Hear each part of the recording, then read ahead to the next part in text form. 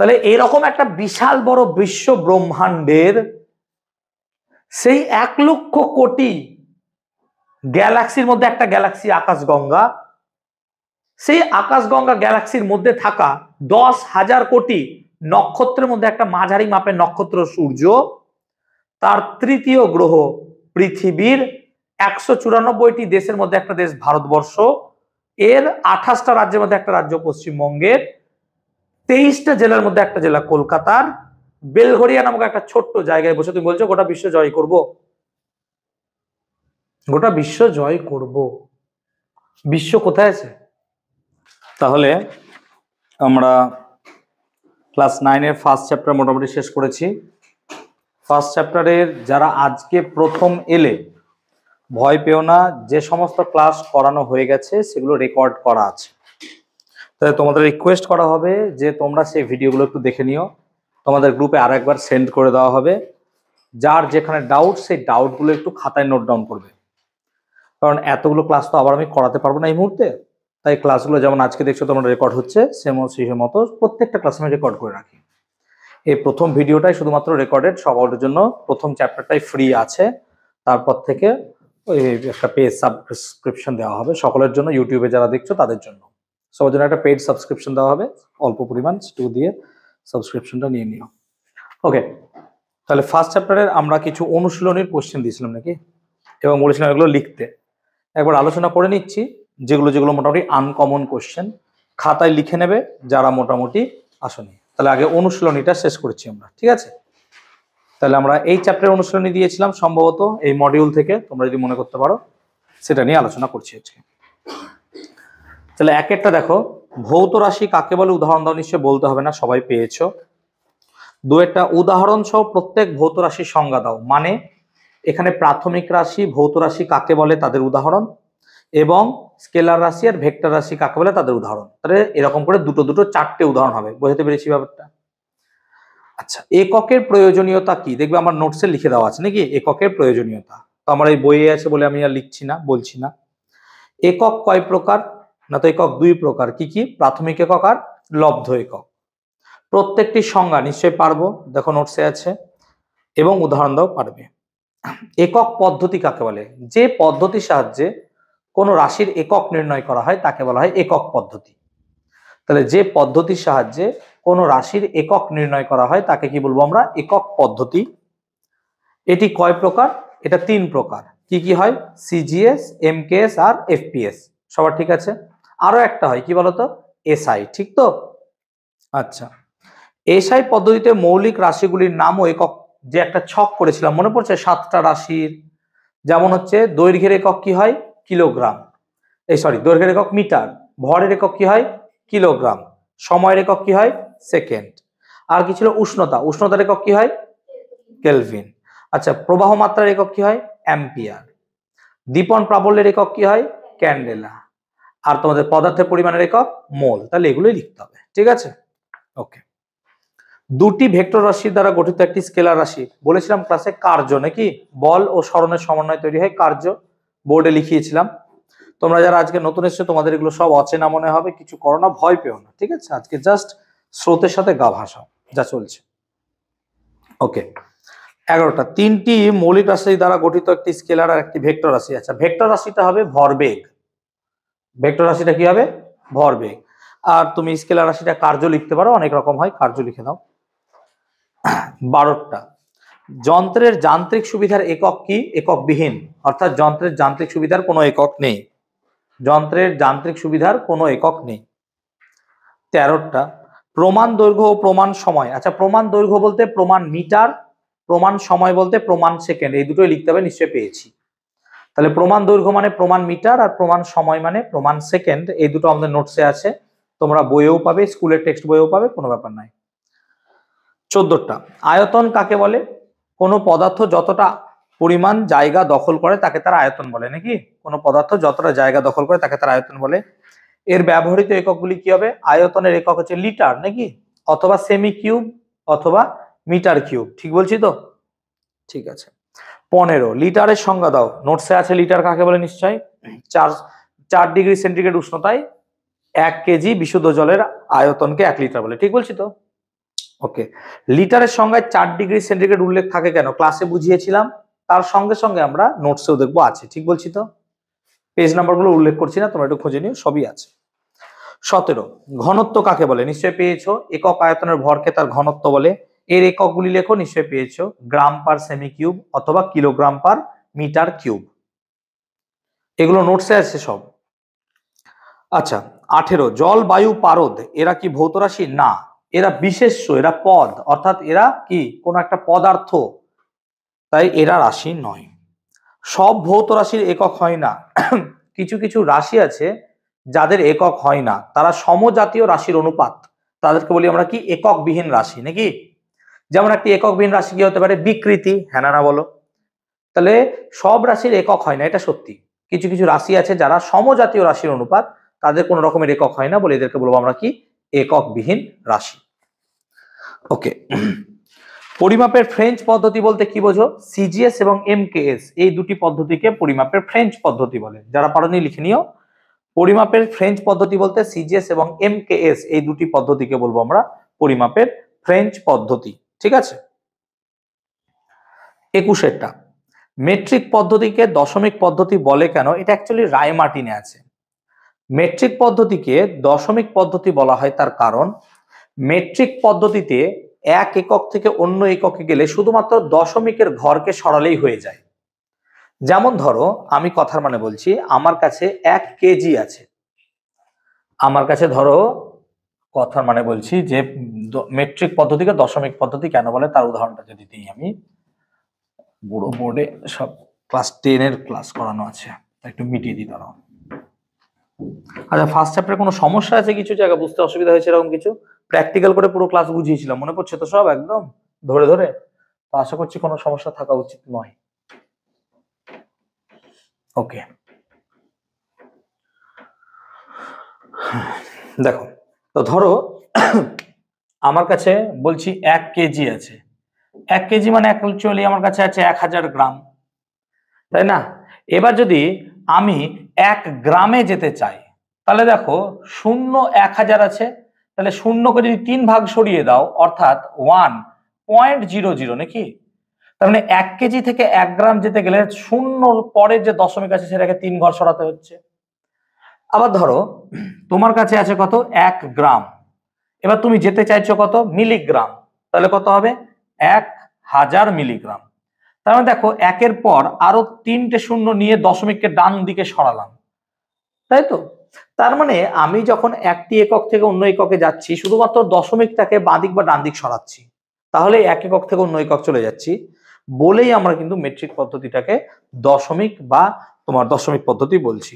যারা পাবে না, 9-এর একটা সহায়িকা বই অবশ্যই তোমরা কিনে নিও, ইউটিউবেও সবাইকেই বলছি, বইটা যথেষ্ট ভালো বই, রায়মার্টিনের বইটা।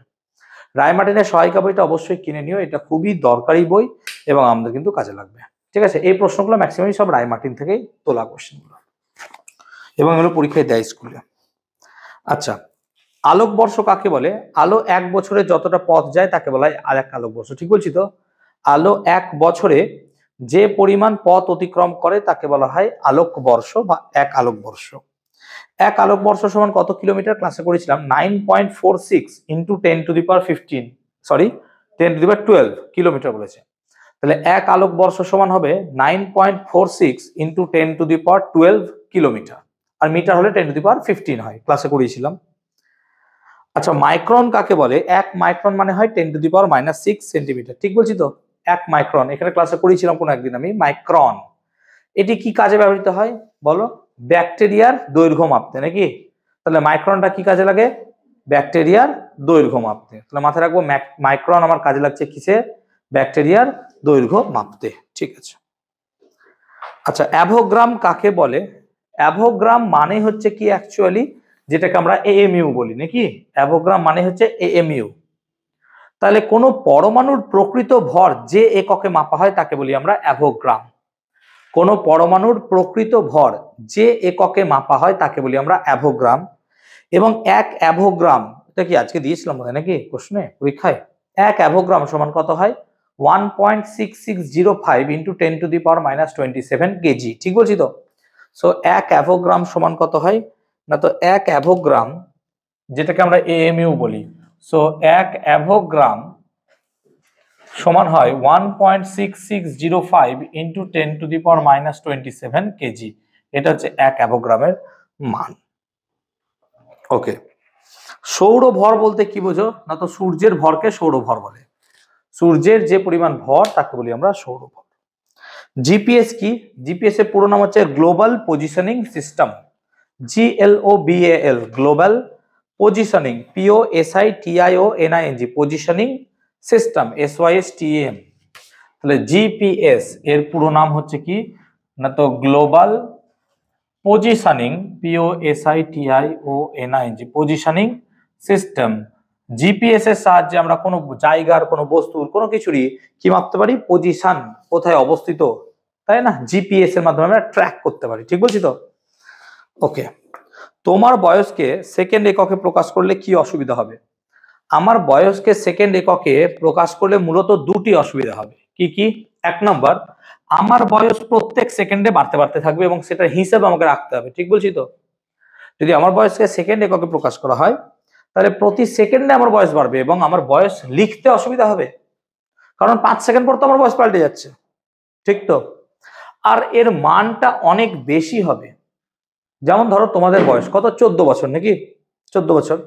তাহলে ধরো এখানে কোনো একজন ব্যক্তি যার বয়স হচ্ছে 14 বছর। এবার 14 বছরকে যদি আমি সেকেন্ডে প্রকাশ করি তাহলে কি হবে? বছরকে প্রথমে দিনে আনতে হবে, হ্যাঁ না না বলো? তাহলে কত হবে? না তো স্যার 14 ইন্টু 365 দিন। ঠিক বলছি তো? আর দিনকে কিসে নিয়ে যেতে হবে? ঘন্টায়। তাহলে 14 ইন্টু 365 ইন্টু ঘন্টা মানে কত? 24 ঘন্টায় একদিন, এত ঘন্টা বেরোলো। আর ঘন্টাকে সেকেন্ড করলে কত দিয়ে গুণ করতে হয়? 3600। না, 1 ঘন্টা মানে কত সেকেন্ড? 3600। তার মানে তোমার বয়স যদি সেকেন্ডে প্রকাশ করা হয় এরকম একটা বৃহৎ সংখ্যার মান দাঁড়াবে এবং এটাকে মনে রাখা লিটারালি তোমার পক্ষে অসম্ভব হয়ে দাঁড়াবে। সো এত বড় মানকে আমরা মনে রাখতে পারবো না, সেই জন্য আমরা কখনোই বয়সকে সেকেন্ড এককে প্রকাশ করবো না, বরং কিসে প্রকাশ করি? বছরে। যেমন আমার বয়স কত? 14 বছর স্যার হলো, আমার এবার কত হবে? 15 বছর হবে। কখনো বলবো না, আমরা খুব বেশি বলতে পারি স্যার 14 বছর 4 মাস হলো, নাকি? কিন্তু এরকম কখনো বলবো না স্যার 14 বছর 4 মাস 2 ঘন্টা 3 দিন। ভাই পাগল হয়ে যাবো বললে, তাই না? কি দরকার? তাহলে কি আমি ব্যাপারটা বোঝাতে পারলাম? বোঝাতে পেরেছি কনসেপ্টটা? ওকে, মাত্রা মাত্রীয় সংকেত, এই কোশ্চেনটা কোথায় তুলেছিলাম আজকে পরীক্ষায়? মাত্রা মাত্রীয় সংকেত মাত্রীয় সমীকরণ সব এক জায়গাতেই আছে, নাকি? আমাদের নোটসের পেজ নাম্বার দেখবে 8 এ সব দেওয়া আছে। ঠিক বলছি তো? পরপর দেওয়া আছে, মাত্রা কাকে বলে, মাত্রীয় সংকেত কাকে বলে, মাত্রীয় সমীকরণ কাকে বলে। পেজ নাম্বার 8 এর দেখো উপরের দিকেই আছে, মাত্রা মাত্রীয় সংকেত মাত্রীয় সমীকরণ, ওই জায়গাটাতেই আছে। পেয়েছো? পেজ নাম্বার 8 এর উপরের দিকে দেখো, মাত্রা মাত্রীয় সংকেত মাত্রীয় সমীকরণ সব পরপর দেওয়া আছে। ঠিক আছে? পেজ নাম্বার 8, পেজ নাম্বার 8 খোলো। আজকে পরীক্ষাতে এই প্রশ্নটা দেওয়া হয়েছিল, মাত্রা মাত্রীয় সংকেত এবং মাত্রীয় সমীকরণ। তাহলে আমরা এইভাবে কিন্তু সবগুলোই পারবো। তাহলে 28 নম্বর প্রশ্ন হলো, পরেরটা দেখছি। 29, সান্দ্রতাঙ্কের মাত্রা বলো, কে লিখেছো? ঋত্বিকা, সান্দ্রতাঙ্কের মাত্রা কি হবে? ভুলে গেছো? আজকে ছিল তো, এটা করোনি কেন? হ্যাঁ, তার মানে অ্যাকচুয়ালি সান্দ্রতাঙ্কের মাত্রা হবে ml⁻⁻1 T⁻⁻1। এটা হচ্ছে সান্দ্রতাঙ্কের মাত্রা, যেটা পারোনি লিখে নাও। 29 নম্বর প্রশ্ন, সান্দ্রতাঙ্কের মাত্রা। আচ্ছা, কোণের মাত্রা কত হবে? কোণের মাত্রা হয় না, তাই এটা মাত্রাহীন 1 লিখবো। তাহলে কোণের মাত্রা হয় না, আমরা 29 নম্বর প্রশ্ন বলছি। চাপের মাত্রা কি হবে? না তো চাপের মাত্রা হবে ml⁻⁻1 T⁻⁻2। আমি ঠিক বললাম নিশ্চয়ই? চাপের মাত্রা এটা হয়, ক্লাসে বহুবার করিয়েছি আমি। আচ্ছা, বলের মাত্রা কি হবে? না তো বলের মাত্রা স্যার mLT-2। নিশ্চয়ই এটা ক্লাসে বহুবার করিয়েছি, বলের মাত্রা। ঠিক বলছি? আচ্ছা, ত্বরণের মাত্রা কি হবে? না তো স্যার ত্বরণের মাত্রাও ক্লাসে বহুবার করিয়েছেন, LT-2। আমি কি ঠিক বলছি? ত্বরণের মাত্রা LT⁻²। ঠিক বলছি? নেক্সট, তারপর এটা হচ্ছে ঘনত্বের মাত্রা। ঘনত্বের মাত্রা ml-3। ঠিক বলছি তো? এটা হচ্ছে ঘনত্বের মাত্রা। যারা যারা পারোনি খাতায় লিখে নাও, ml⁻3।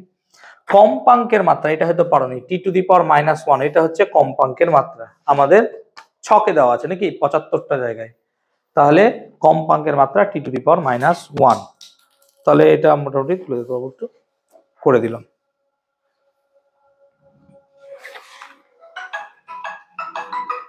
চলো নেক্সট 30-এরটা, একটি মাত্রাহীন ভৌত রাশির নাম কি হবে? বিকৃতি, কোণ, ঘন কোণ, এগুলো সব মাত্রাহীন, তাই তো? আচ্ছা 31, মাত্রাহীন রাশি কি সবসময় এককবিহীন হয়? মাত্রাহীন রাশি কি সবসময় এককবিহীন হয়? না। কেন? যেমন কোণ নাকি রে, মাত্রাহীন রাশি সবসময় এককবিহীন হয় না। কি বললাম? মাত্রাহীন রাশি সবসময় এককবিহীন হয় না।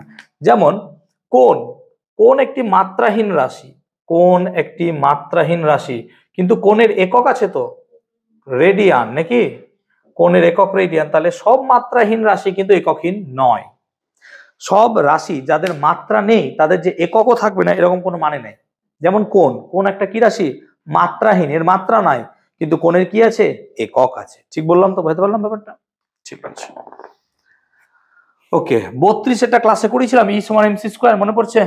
তাই আর করাচ্ছি না। 32 এটা ই সমান এমসি স্কোয়ার সমীকরণটি সত্যতা যাচাই করো, ক্লাসে করেছিলাম বলে আর করাচ্ছি না। ঠিক আছে, চলো নেক্সট 33 এটা লম্বন ভুল কি? ক্লাসে বুঝিয়েছিলাম যে স্কেলের মাপ নিতে গেলে যদি আমরা তির্যক ভাবে মাপ নিই তাহলে আমাদের পাঠ নিতে কি হয়? ভুল হয়। তাহলে এই ক্ষেত্রে আমাদের লম্বন ভুলের সমস্যা হতে পারে, এবং সেটাকে আমরা কিভাবে ঠিক করতে পারি? যদি সোজা 90 ডিগ্রি পাঠ নিই। লম্বন ভুলের প্রশ্নটা দেওয়া আছে 9 নম্বর পেজে, ঠিক বলছি তো? যেখানে স্কেল আঁকা আছে এখানটা দেখতে আছে তো লম্বন ভুল, তো এই জায়গাটায় লম্বন ভুলটা লিখে দেওয়া আছে, দেখে নিও। স্কেল সাধারণত ধাতুর না হয়ে কাঠের তৈরি হয় কেন? দেখো, স্কেল যদি ধাতুর তৈরি হয়, শুনে নাও কথাগুলো, এগুলো সব রায়মার্টিনের উত্তর আছে, তাই রায়মার্টিনটা একটু কিনোস প্রত্যেকে। স্কেল যদি ধাতুর তৈরি হয়, এবার ধাতু যদি উষ্ণতা বাড়া কমা হয়, মানে ধরো গরমকালে উষ্ণতা কি হবে? বেড়ে যাবে, আর শীতকালে উষ্ণতা কি হবে? কমবে। তাহলে উষ্ণতা হ্রাস বৃদ্ধিতে তার দৈর্ঘ্য সংকুচিত বা প্রসারিত হবে, অর্থাৎ উষ্ণতা কমলে দৈর্ঘ্য ছোট হয়ে যাবে, উষ্ণতা বাড়লে দৈর্ঘ্য কি হবে? বাড়বে। তাহলে একটা স্কেলের যদি দৈর্ঘ্য এরকম বাড়া কমা করে তাহলে একটা পাঠ নিতে কি আমার ভুল হবে না? অবশ্যই ভুল হবে, দৈর্ঘ্য বাড়ছে কমছে। সেই কারণে স্কেলকে আমরা কোনোদিনও ধাতু দ্বারা তৈরি করবো না। তাহলে স্কেল সবচেয়ে বেটার কি দিয়ে তৈরি করা? প্লাস্টিক বা কি দিয়ে? কাঠ। প্লাস্টিক বা কাঠ উষ্ণতা হ্রাস বৃদ্ধিতে দৈর্ঘ্য কমবেও না বাড়বেও না। বোঝাতে পারলাম ব্যাপারটা? আমি পূর্বাশা কি বোঝাতে পেরেছি? বুঝতে পেরেছ? ঠিক আছে, বুঝতে পেরেছিস? ওকে। সাধারণ স্কেলের সাহায্যে বক্ররেখার দৈর্ঘ্য কিভাবে পরিমাপ করবে? ক্লাসে পড়েছিলাম। কি বলেছিলাম? একটা সুতো দিতে নাকি? তাহলে আমার কাছে যদি একটা বক্ররেখা থাকে, একটা বক্ররেখা, এরকম একটা বক্ররেখা আছে, এর দৈর্ঘ্য মাপবো কি করে? না তো একটা সুতো নিন, সুতোটাকে গায়ে এরকম ভাবে জড়ান, এই সুতোটাকে সোজা করে নিন, দিয়ে স্কেলের সাহায্যে মেপে নিন। ঠিক বলছি তো? তাহলে স্কেলের সাহায্যে বক্ররেখার দৈর্ঘ্য কিভাবে মাপবো? না তো একটা সুতো নেব, ওই বক্ররেখার গায়ে জড়াবো সুতোটাকে, দিয়ে সুতোটাকে লম্বা করে নেব, এবং তার ফলে স্কেলের সাহায্যে সেটাকে কি করব? আমি বড় করে নেবো। আমি কি বোঝাতে পারলাম? এই যে উত্তরগুলো বলে দিচ্ছি, পরের দিন কিন্তু হোমওয়ার্কের কপিতে এই উত্তরগুলো লেখা চাই আমার ডেস্কে, ঠিক আছে? কতগুলো? 50টা আছে, 50টা উত্তর যেন আমি পাই। চলো এরপর বস্তুর ভর বলতে কি বোঝো? কোনো বস্তুর মধ্যে যতটা পরিমাণ পদার্থ থাকে তাকে তার ভর বলা হয়। কোনো বস্তুর মধ্যে যতটা পরিমাণ পদার্থ থাকে তাকে তার কি বলা হয়? ভর। ভরের যদি আধুনিক ডেফিনিশন আমি আমার তরফ থেকে দিই, আমি যা শিখেছি তার উপর থেকে, তাহলে এইভাবে বলা হয় যে গতিশক্তির বাহককে আমরা বলি ভর। যাদের ভর নাই তাদের গতিশক্তি থাকতে পারে না, কারণ গতিশক্তির ফর্মুলা ½ mv², ঠিক আছে, বা E=mc²। তাহলে এই গতিশক্তির বাহককেও আমরা কিন্তু ভর বলতে পারি। যাই হোক, তোমরা যেটা পারবে লিখবে। 37 ভালো তুলা যন্ত্রের বৈশিষ্ট্য নিশ্চয়ই পারবো, বইয়ে আছে। তুলা যন্ত্রের সুবিধাও বইয়ে আছে, আজকে পরীক্ষা দিয়েও ছিলাম আমরা। আচ্ছা, তুলা যন্ত্রের বাটখারাগুলিকে 5:2:2:1 অনুপাতে রাখা হয় কেন? ক্লাসে ভালো করে বুঝিয়েছিলাম। তোমরা রায়মার্টিনে দেখবে এটা আরো ভালো করে লেখা আছে, যে প্রায় 10 মিলিগ্রাম থেকে 290 গ্রাম পর্যন্ত মাপা যায়, অর্থাৎ 5:2:2:1 এই অনুপাতে যদি বাটখারাগুলোকে নিই তাহলে বাটখারাগুলোর সাহায্যে ছোট থেকে বড় সব রকম মাপ করা যাবে। ঠিক বলছি তো? অর্থাৎ আমি 1 গ্রাম থেকে 10 গ্রাম, 1 মিলিগ্রাম থেকে 10 মিলিগ্রাম সব মাপ বার করতে পারবো। সেই কারণে ওজন বাক্সে বাটখারাগুলোকে কি অনুপাতে নেওয়া হয়? 5:2:2:1। ঠিক বোঝাতে পারলাম? 40 এটা রায়মার্টিনে আছে, আমি দেখিয়ে দেবো, আমাকে শেষে বইটা বার করে দিস, আমি দিয়ে দেবো। আচ্ছা, মাপনী চোঙের সাহায্যে কি পরিমাপ করা হয়? বস্তুর আয়তন, ঠিক তো? কোনো পদার্থের আয়তন মাপা হয়। 41 অসম আকৃতির কঠিন বস্তুর আয়তন বার করেছিলাম, অসম বস্তুর কঠিন আকৃতি, আমরা মনে করো একটা মাপনি চোঙে প্রথমে জল নিলাম, তারপর বস্তুটাকে ডোবালাম, মনে পড়ছে? এটা কোথায় আছে দেখবে, আমাদের নোটসে আছে, পেজ নাম্বার, কই এটা ঘনত্ব নির্ণয় করেছে, দাঁড়াও।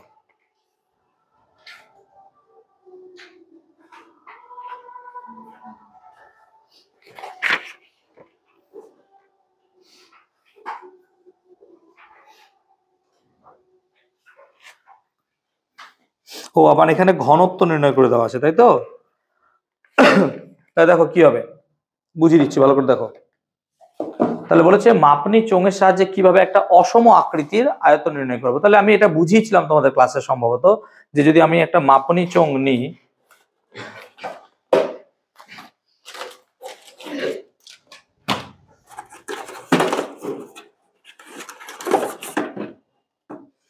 আমি যদি একটা মাপনি চোঙ নিই, এই মাপনি চোঙে কিছুটা জল নিলাম নাকি, এবার যে বস্তুটার আয়তন মাপতে হবে তাকে কি করবো, এর মধ্যে ডোবাবো। তো যতটা উঠলো ওই অন্তিম পাঠের সাথে আগের পাঠটাকে কি করবো, বাদ দিয়ে দিবো, তাহলে এই বস্তুটার আয়তন বেরোবে। হ্যাঁ না বল, ঠিক বলছি তো? তাহলে এইভাবে বার করতে হবে। তোমাদের টেক্সট বইয়ে হয়তো এটা থাকবে সম্ভবত, দেখে নিও তো একবার, ঠিক আছে? লিখতে পারবি নাকি আমাকে বল, লিখে দিতে হবে পুরোটা? বল, লিখে দেবো? লেখো। ধরি মাপনি চোঙে কিছু পরিমাণ তরল নেওয়া হলো, ধরি মাপনি চোঙে কিছু পরিমাণ তরল নেওয়া হলো,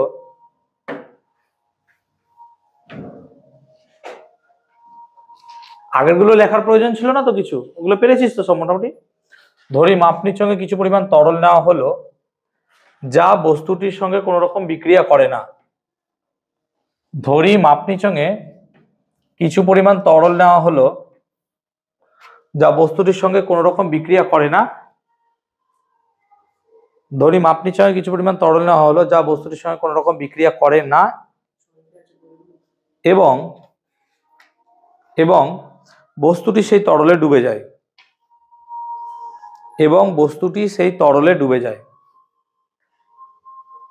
এবং বস্তুটি সেই তরলে ডুবে যায়।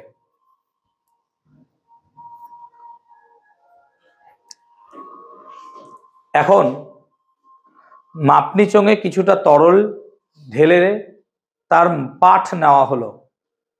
এখন মাপনি চোঙে কিছুটা তরল ঢেলে এখন মাপনি চোঙে কিছুটা তরল ঢেলে এখন মাপনি চোঙে কিছুটা তরল ঢেলে তার পাঠ নেওয়া হলো। মাপনি চোঙে কিছুটা তরল ঢেলে তার পাঠ নেওয়া হলো। ধরি সেই পাঠ হলো ক্যাপিটাল V1। ধরি সেই পাঠ হলো ক্যাপিটাল V1।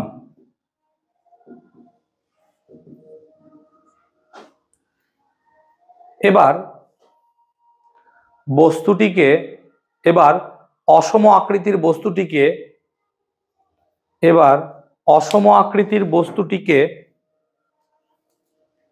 লিখতে পারিস নি বাবু, এত স্লো হলে হবে? ঠিক আছে, ওর থেকে দেখে লিখিস। এখন ওই অসম আকৃতির বস্তুটিকে ওই মাপনি চোঙের মধ্যে ফেলা হলো। এখন অসম আকৃতির ওই বস্তুটিকে মাপনি চোঙে ফেলা হলো এবং আয়তন পরিমাপ করা হলো।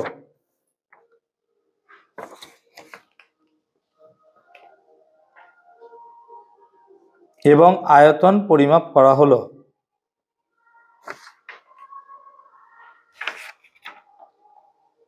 আয়তন পরিমাপ করা হলো। ধরি এই আয়তন হলো V2। ধরি এই আয়তন হলো V2। ধরি এই আয়তন হলো V2। অতএব বস্তুটির আয়তন, অতএব বস্তুটির আয়তন V2 মাইনাস V1। ঠিক বলছি তো? অতএব বস্তুটির আয়তন V2 মাইনাস V1। অতএব বস্তুটির আয়তন v2 মাইনাস v1। ঠিক আছে, ওকে। নেক্সট, অসম আকৃতির কঠিন বস্তুর আয়তন নির্ণয় করা হলো। সাধারণ স্কেলের সাহায্যে কি 0.25 সেমি পরিমাপ করা যাবে? না, সম্ভব নয়, সম্ভব নয়। 43, অতিমাত্রায় সুবেদী তুলাযন্ত্র স্থির থাকে না কেন? রায়মার্টিনের কোশ্চেন এটা। দেখো, তুলাযন্ত্র যদি অতিমাত্রায় সুবেদী হয় তাহলে সে সামান্য পরিমাণ ভরের পার্থক্যকেও পরিমাপ করতে পারবে। তো যদি সামান্য পরিমাণ ভরের পার্থক্যকে সে পরিমাপ করতে পারে তাহলে কি হবে? এটা সবসময় আন্দোলিত হতে থাকবে নাকি অ্যাকচুয়ালি। তাহলে যদি তো খুবই খুবই সেনসিটিভ বা সুবেদী একটা তুলাযন্ত্র নেওয়া হয় তাহলে সেক্ষেত্রে সেই তুলাযন্ত্রের তুলা পাত্র দুটো যেহেতু খুব হালকা হবে এবং এই আলম্বটা অনেক বড় হবে, সেই কারণে যেহেতু সামান্যতম ভরের পার্থক্য সে মাপতে পারবে, সেই কারণে এই তুলাযন্ত্রটা স্থির থাকে না। ঠিক আছে, বলতে পারলাম? এবার আশা করছি নিজেরা লিখতে পারবো, না পারলে রায়মার্টিন আছে একবার পড়ে নিয়ে নিজে লিখতে পারো। বলতে পারলাম? ওকে। সাধারণ তুলাযন্ত্র কিসের পাঠ দেয়, ভর না ওজন? 44, এটা হবে কি ভর, 44 হবে তাহলে ভর। 45, দৈর্ঘ্যের সব থেকে বড় এককের নাম? আজকে পরীক্ষা দিয়েছিলাম পারসেক। দৈর্ঘ্যের সব থেকে বড় এককের নাম হচ্ছে পারসেক। ঠিক আছে। 46, নিউক্লিয়াসের ব্যাস কোন এককে পরিমাপ করা হয়? ফার্মি, এটা বোধহয় আজকে দিয়েছিলাম, ফার্মি একক হয়, বা ফেমটোমিটার, ফার্মি বা ফেমটোমিটার। 47, তড়িৎ প্রবাহ মাত্রার একক কি? না, তো তড়িৎ প্রবাহের মাত্রার একক হচ্ছে অ্যাম্পিয়ার, 47। 48, হীরের ভর কোন এককে মাপা হয়? ক্যারাট, হীরের ভর ক্যারাটে মাপা হয়। 1 ক্যারাট সমান কত এমজি? 200 এমজি, ক্লাসে বুঝিয়েছিলাম, লিখিয়েছিলাম। অণু পরমাণুর ভর কোন এককে পরিমাপ করা হয়? এখনই বললাম অ্যাভোগ্রাম বা এএমইউ নাকি। তাহলে আমাদের 49টা হবে অ্যাভোগ্রাম বা এএমইউ। 50টা হবে 1 মেট্রিক টন সমান কত ব্রিটিশ টন? 0.984।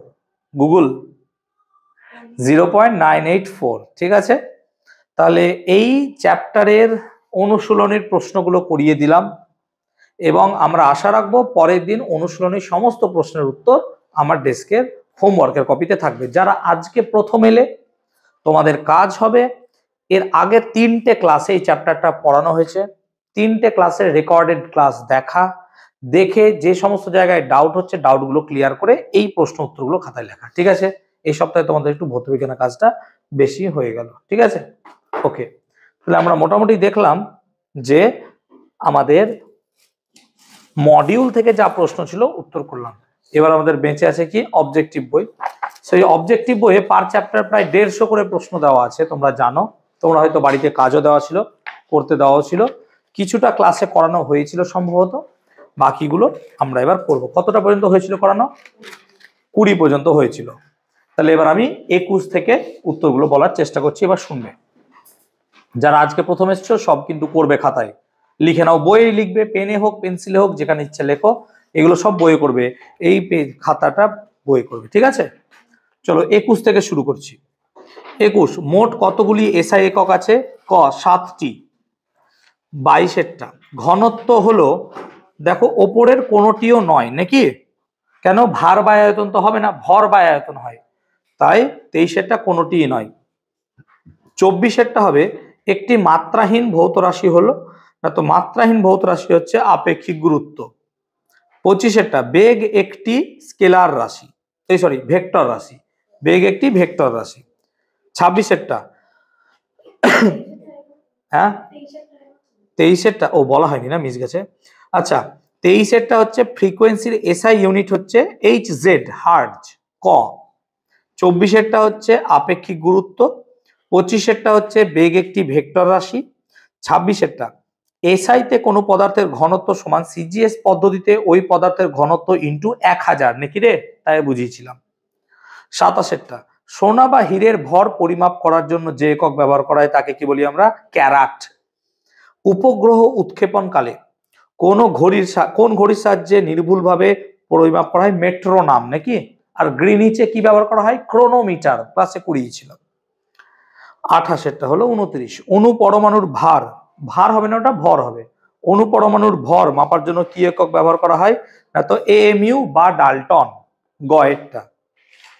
ঠিক আছে, তারপর 30এরটা অনুপরমাণুর ভর, ও রিপিট হয়ে গেছে, এটা এটা হবে তোমার হচ্ছে ডাল্টন।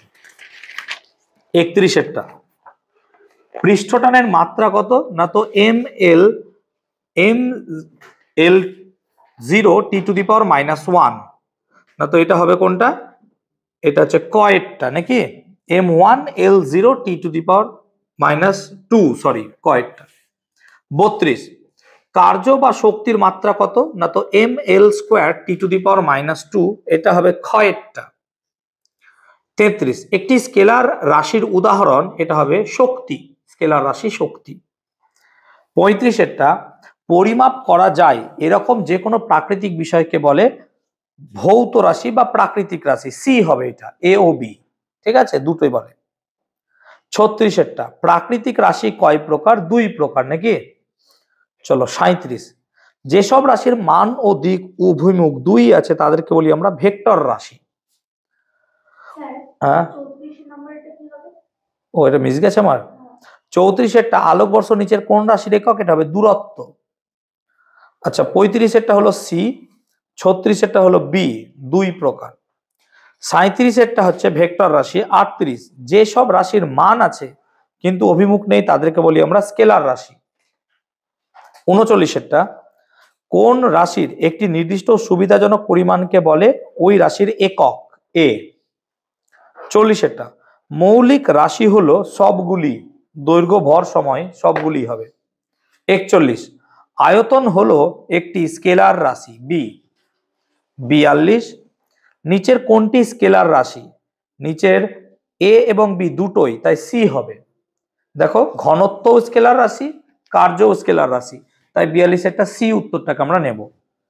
43 নিচের কোনটি স্কেলার রাশি নয়, এটা হবে ডি ওজন, ওজন স্কেলার রাশি নয়, এটা ভেক্টর রাশি। তারপর 44 প্রমাণ মিটারের ধাতুদণ্ড তৈরি হয় প্ল্যাটিনাম ও ইরিডিয়াম ধাতু সংকর দিয়ে, ঠিক তো, ক্লাসে করিয়েছিলাম। 45 নিচের কোনটি ভেক্টর রাশি, এটা হবে ত্বরণ, ডি ত্বরণ। 46 যেসব ভৌত রাশির এককে 3টি মৌলিক রাশির এককে প্রকাশ করা যায় না, এটা হবে সবগুলি, এটা হবে সবগুলি। 47 দৈর্ঘ্য ভর ও সময়ের একক হলো মূল একক, মূল একক মানে কিন্তু প্রাথমিক একক, ঠিক আছে, ওকে। তারপর ক্ষেত্রফলের একক হলো লব্ধ একক। সিজিএস পদ্ধতি হলো সেন্টিমিটার গ্রাম সেকেন্ড পদ্ধতি এ। নিচের কোনটি ভেক্টর রাশি, 50 এটা হচ্ছে কি তোমার বল, সি বল হচ্ছে ভেক্টর রাশি। 51 মৌলিক রাশির একককে বলে মূল বা প্রাথমিক একক এ। 52 নিচের কোনটি লব্ধ একক, বি আয়তনের একক। 53 নিচের কোনটি ভেক্টর রাশি, এটা হবে কি ভেক্টর রাশি হবে ভরবেগ এ। 54 প্রমাণ মিটার ধাতু দণ্ডটি যে উষ্ণতায় রাখা আছে সেটি হবে 0 ডিগ্রি সেলসিয়াস, ঠিক আছে, সঙ্গীতা বুঝতে পেরেছ। চলো 55 বেগের একক হলো সরণ বাই সময় বি। 56 সিজিএস পদ্ধতিতে দৈর্ঘ্যের একক হলো সেন্টিমিটার সি। তারপর 57 এসআই পদ্ধতিতে সময়ের একক হলো সেকেন্ড। 58 এফপিএস পদ্ধতিতে দৈর্ঘ্যের একক হলো ফুট। 59 কোন রাশির পরিমাপ হলো এ নাকি, এ হবে উত্তরটা। 60 যেসব ভৌত রাশির একক এক বা একাধিক মূল একক থেকে গঠন করা যায় তাদেরকে বলে লব্ধ একক বি। 61 নিচের কোনটি লব্ধ একক নয়, এ উষ্ণতা।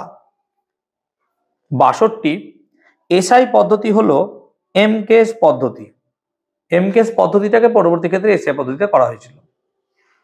63 এসআই পদ্ধতিতে দৈর্ঘ্যের একক হলো মিটার। 64 এফপিএস পদ্ধতিতে ভরের একক কি, না তো পাউন্ড। 65 সিজিএস পদ্ধতিতে কার্যের একক হলো এ আর্গ, ঠিক আছে। 66 স্লাইড ক্যালিপার্স দিয়ে মাপা হয় দৈর্ঘ্য সি, ঠিক আছে। 67 ভার্নিয়ার স্কেল দিয়ে মাপা হয় বি দৈর্ঘ্য, বি দৈর্ঘ্য সবাই কিন্তু খাতায় করবে বা বইয়ে করবে, বইয়ে। 68, সাধারণ তুলা দিয়ে বস্তুর কি মাপা হয়? এ ভর। 69, ওজন বাক্সে বাটখারাগুলির ভরের অনুপাত কত? 5:2:2:1। ঠিক বললাম? চলো 70 তড়িৎ প্রবাহের একক হলো সি, অ্যাম্পিয়ার। 71, এসআই পদ্ধতিতে তড়িৎ আধানের একক হলো, তাহলে কি হবে? কুলম্ব। 72, 1 জুল সমান সি হবে, দুটোই হয়। 73, সবচেয়ে বৃহত্তম দৈর্ঘ্যের একক হলো সি, পারসেক। 74, 1 পারসেক সমান কত আলোকবর্ষ? 3.26 নাকি? এ। 75, 1 লিটার হলো, এ অপশনটা হবে, দেখো তাই মিলে যায় মনে হয়, এ অপশনটা। 76, AMU হলো অ্যাটমিক মাস ইউনিট, বি। 77, কোন পদার্থের ভর হলো ঘনত্ব ইন্টু আয়তন, সি অপশনটা। 78, এসআই পদ্ধতিতে ঘনত্বের একক হলো কিলোগ্রাম পার ঘনমিটার, সি। 79, সিজিএস পদ্ধতিতে ঘনত্বের একক, তাহলে সিজিএস পদ্ধতিতে ঘনত্বের একক গ্রাম পার ঘন সেমি, বি। সিজিএস পদ্ধতিতে ভরের একক হলো 80 নম্বর, এটা হবে গ্রাম, এ। 81, দীপন প্রাবল্যের একক হলো ক্যান্ডেলা, এ। 82, এসআই পদ্ধতিতে তড়িৎ বিভবের একক হলো এ, ভোল্ট। 82, এসআই পদ্ধতিতে তড়িৎ, এটা বললাম। 83, এসআই পদ্ধতিতে রোধের একক হলো ওহম, বি। 84, এসআই পদ্ধতিতে কার্য ও শক্তির একক হলো কি? না তো joule, B. 85, 1 astronomical unit, AU সমান কত? না তো 1.495 ইন্টু 10⁻10 কিলোমিটার, ঠিক তো? না দাঁড়া, 10⁸ কিলোমিটার। 85টা এ। 86, 1 আলোকবর্ষ সমান কত কিলোমিটার? না তো 9.46 ইন্টু 10⁻12, বি। 87টা, কোন বস্তু যতটা স্থান দখল করে তাকে বলা হয় তার আয়তন, এ। 88, 1 লিটার সমান কত? না তো 1000 ঘন সেমি, বি এরটা, সি দুটোই হবে, বি সি দুটোই হবে, ডি এর অপশনটা। 89, নিম্নলিখিত রাশিগুলির মধ্যে কোনটি একক বিহীন রাশি? এটি হবে প্রতিসরাঙ্ক। 90, নিচের কোনটি ভেক্টর রাশি নয়? তাহলে নিচের কোনটি ভেক্টর রাশি নয়? এটা হবে কি? ভর। 91, লব্ধ একক নিচের কোনটি? তাহলে এটা হবে গতিবেগ। 92, কোনটি স্কেলার রাশি? সি, কার্য। 93, নিম্নের কোনটি স্কেলার রাশি? তাহলে নিম্নের কোনটি স্কেলার রাশি হবে? চাপ, ডি, চাপ। 94, নিম্নের কোনটি ভেক্টর রাশি? এটা হবে ঘাত, এটা হবে ঘাত। 95, কোনটি ভেক্টর রাশি? তাহলে এটা হবে ক্ষেত্রে ত্বরণ, বি। তাহলে এমসিকিউ ছিল আমাদের 95টা। কোন জায়গা কারোর মিস গেছে কিনা সেটা আমাকে বলতে পারো। 93, নিম্নের কোনটি স্কেলার রাশি? এটা হবে চাপ, চাপ স্কেলার রাশি।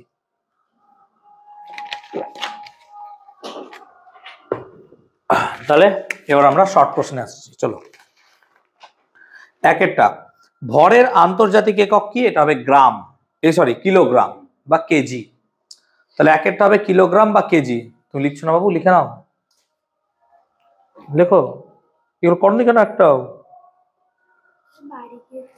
বাড়ি গিয়ে এগুলো আর পারবে? কেউ তোমাকে হেল্প করবে না তখন, আমার তো করে নিচ্ছি, লিখে নাও সব। একেরটা হবে কেজি বা কিলোগ্রাম। দুয়েরটা, অলিক বল কাকে বলে? এটা লিখে রাখো, অপকেন্দ্র বল, অপকেন্দ্র বল। তিনেরটা, ওজনের পরিমাপক কিসের দ্বারা প্রকাশ করা হয়? নিউটন বা ক্যাপিটাল এন। নিউটন বা ক্যাপিটাল এন। চারেরটা অভিকেন্দ্র বল কোন দিকে কাজ করে, না তো বৃত্তের কেন্দ্র বরাবর, বৃত্তাকার পথ বা বৃত্তের কেন্দ্র বরাবর। পাঁচেরটা বেগের একক কি, না তো মিটার পার সেকেন্ড অথবা সেন্টিমিটার পার সেকেন্ড। তাহলে পাঁচেরটা হবে মিটার পার সেকেন্ড অথবা সেমি পার সেকেন্ড। ছয়েরটা কোন পদ্ধতিকে মেট্রিক পদ্ধতি বলে, সিজিএস পদ্ধতি বা এমকেএস পদ্ধতি। সিজিএস বা এমকেএস পদ্ধতিকে মেট্রিক পদ্ধতি বলে। সাতেরটা কোন পদ্ধতিকে দশমিক পদ্ধতি বলে, না তো মেট্রিক পদ্ধতি বা সিজিএস পদ্ধতি। আটেরটা এককবিহীন রাশি কি, নিশ্চয় পারবো কাকে বলে সরি পারবো নিশ্চয় কাকে বলে। কয়েকটি এককবিহীন রাশির নাম বলো, তাহলে বিকৃতি, প্রতিসরাঙ্ক এগুলো হবে। নয়টা স্কেলার রাশি কাকে বলে, নিশ্চয় পারবো, লিখছি না। দশেরটা ভেক্টর রাশি কাকে বলে, নিশ্চয় পারবো, লিখছি না, উদাহরণ দাও পারবে। 11টা এমন একটি এককের নাম বলো যেটা মাত্রাহীন রাশি হলেও একক রয়েছে, তাহলে এটা কি হবে, রেডিয়ান। কেন এককের নাম বলেছে তোমাকে, তাই কোন লিখলে হবে না, তাহলে এককের নাম কি হবে, রেডিয়ান। এবং কোন ভৌত রাশি এটা, কোন, তাহলে এটা লিখবো রেডিয়ান। 12টা ঘনকোণের এসআই একক কি, স্টেরেডিয়ান। 12টা স্টেরেডিয়ান। 13টা ক্যারাট এককটি কোন ভৌত রাশির একক, তাহলে ক্যারাট এককটি হচ্ছে ভরের একক, পদার্থের ভরের একক। 14 1 মাইক্রন সমান কত সেন্টিমিটার, না তো 10⁻⁻⁴ সেন্টিমিটার, ক্লাসে করেছিলাম একদিন আমি।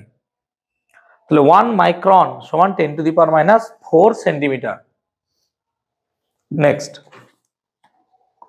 তারপর 15টা পারদের ঘনত্ব 13.6 গ্রাম পার সেমি কিউব হলে এসআই পদ্ধতিতে এর ঘনত্ব কত হবে, 1000 গুণ, তাহলে 13,600 কিলোগ্রাম পার মিটার কিউব। তাহলে 15টা হবে 13,600 13600 কিলোগ্রাম পার মিটার কিউব। ঠিক আছে, তাহলে এটা হবে উত্তর 13,600 কেজি পার মিটার কিউব। 16টা হ্যাঁ গুণ হয়। 16টা উপগ্রহ বা রকেট উৎক্ষেপণ কালে নির্ভুলভাবে সময় দেখা যায় মেট্রোনাম, নাকি ক্লাসে করেছিলাম মেট্রোনাম। 16টা। 17টা গ্যালন কোন ভৌত রাশির একক, আয়তন। গ্যালন কোন ভৌত রাশির একক, আয়তন। চলো 18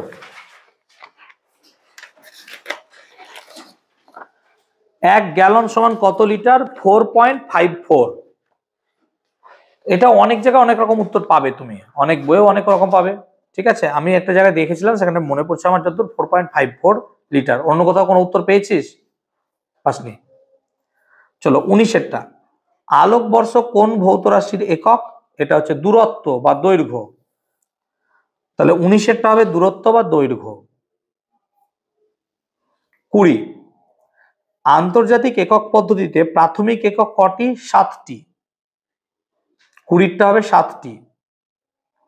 21 কোন রাশির এককে সম্পূরক একক বলা হয়, কোণ এবং ঘনকোণ। কোণ এবং ঘনকোণ।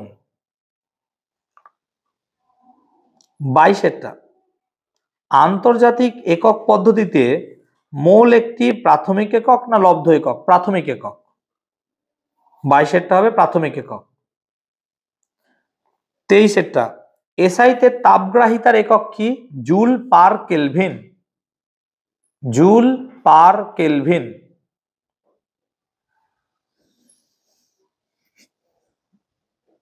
24টা বলের মাত্রা কি, এখনই করিয়েছিলাম, ml(T⁻²) থার্ড ব্র্যাকেট দিয়ে অবশ্যই ঘিরবে, ml(T⁻²) থার্ড ব্র্যাকেট দিয়ে অবশ্যই ঘিরবে, ml(T⁻²).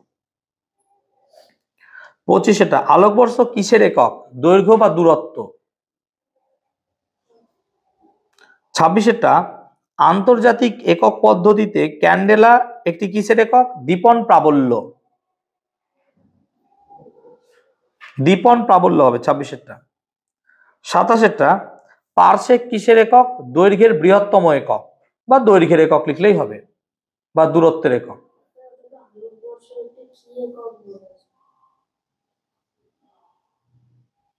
ও 25-এটা ঠিক আছে। যদি বলা হয় আলোকবর্ষ একটি কি একক, তাহলে তুমি লিখবে কি, তোমার হচ্ছে প্রাথমিক একক। ঠিক আছে, তবে আলোকবর্ষ একটি কি একক কোশ্চেনটা এইভাবে না নিয়ে, ঠিক আছে, 25-এটা ওটা প্রাথমিক এককও বলা যাবে। 27-এটা হবে কি? দৈর্ঘ্য বা দূরত্বের একক। 28-এটা এখন করাচ্ছি না, একটু পরে করাবো। 29-এটা বলছি, আয়তনের একক কি মৌলিক না লব্ধ? অবভিয়াসলি লব্ধ। 29-এটা লব্ধ। 30-এটা এসআই পদ্ধতিতে ভরের একক কি? গ্রাম। 30-এটা হবে এসআই পদ্ধতিতে ভরের একক গ্রাম, এই সরি কিলোগ্রাম, কেজি। 30-এটা হবে কিলোগ্রাম বা কেজি। 31 মিলিলিটার কিসের একক? না তো মিলিলিটার আয়তনের একক। 32 তাহলে 31-এটা হবে আয়তন। 32 দ্রুতি একটি স্কেলার রাশি না ভেক্টর রাশি? দ্রুতি একটি স্কেলার রাশি। 33 সরণ ভেক্টর রাশি হবে। 33 সরণ হবে ভেক্টর রাশি। 34 চাপের সিজিএস একক কি? ডাইন পার সেমি স্কোয়ার। চাপের সিজিএস একক ডাইন পার সেমি স্কোয়ার। 35 এসআই পদ্ধতিতে দৈর্ঘ্যের একক কি? না তো এসআই পদ্ধতিতে দৈর্ঘ্যের একক হবে মিটার। 36 ভরবেগ ও বলের একক মৌলিক একক না লব্ধ? এই দুটো হবে লব্ধ একক। 36-এটা হবে লব্ধ একক। 37 সাধারণ তুলায় কোন ভৌত রাশি পরিমাপ করা হয়? না তো ভর, কোন পদার্থের ভর।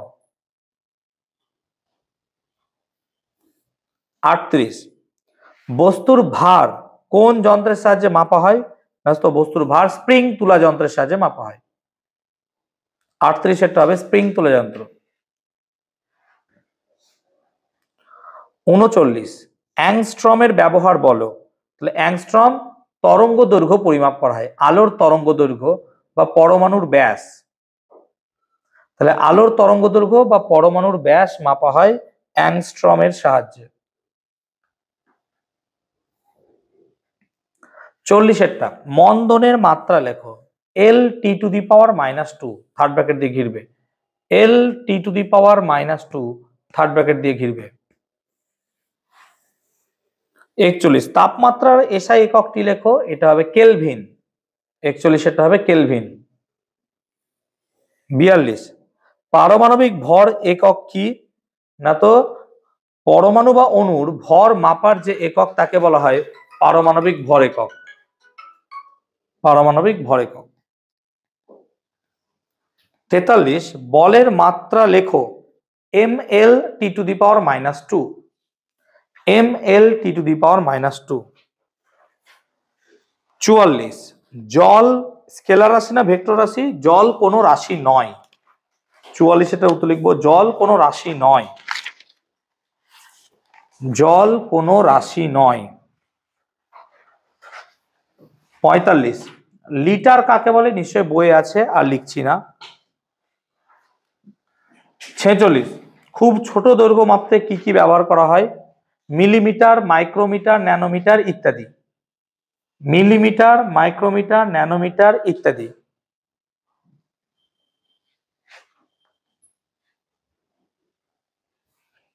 মিলিমিটার, মাইক্রোমিটার, ন্যানোমিটার ইত্যাদি। ঠিক আছে, ওকে, নেক্সট। দাঁড়াও,